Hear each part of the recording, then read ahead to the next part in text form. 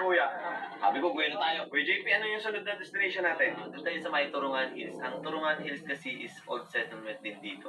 So, Turungan means nabuo yung agusan siya ng tubig. So, yung Turungan na yan nabuo dun sa dialect namin na. So dito, kailangan nating maglakad ng 200 meters mula dun sa pinagbabaan natin ng tricycle. At ang makikita mo dito ay ang mga burol at ang cliff dito sa kabilang side. Meron siyang marker dito. Salita niyo. Sir, ano pong lingwahe ito? Itbayaten po. Itbayaten. Tapos yung mayroon naman siyang Tagalog dyan sa baba. Kuya, bakit po kaya may butas? Design. Design lang po. Design siya.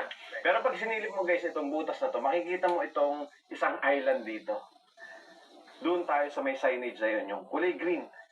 Sir, ito po ba yung tagos ng kuweba? Yan po. Guys, nagpalipad kasi ako ng drone dito. May nakita akong butas doon. Dito pala yung tagos noon. Kaya lang sa ngayon po, isarado siya. Dahil nga daw nung 2019, lumindol dito. So, natabunan siya. Kaya medyo delikado na rin for safety. So, pwede nyo makita siya pag nagpalipad kayo ng drone. Ang Turungan Cave ay isa sa pinakamahalaga at misteryosong prehistoric na lugar sa Itbayat. Matatagpuan ito sa ilalim ng matatayog na limestone cliff at nakaharap sa malawak na hilagang karagatan at pinaniniwalaan isa ito sa pinakamaagang pinamayanang lugar sa Batanes.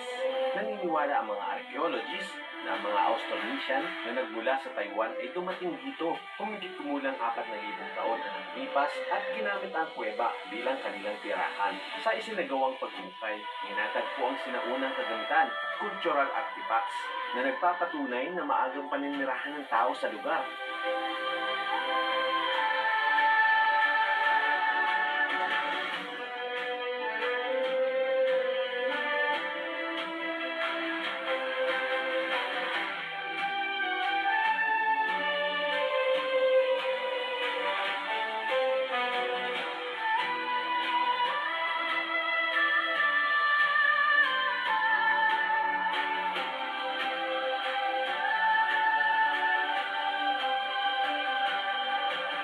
Sa kalapit at itaas naman ito ang Turungan Hills.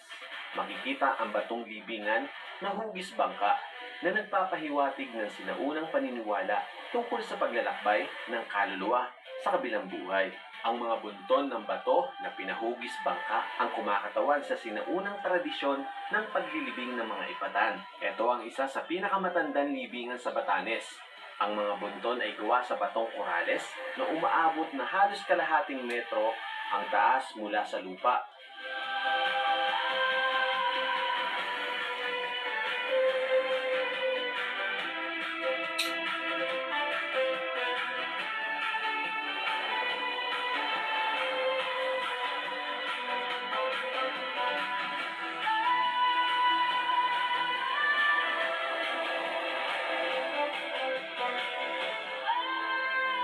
Ganda, no?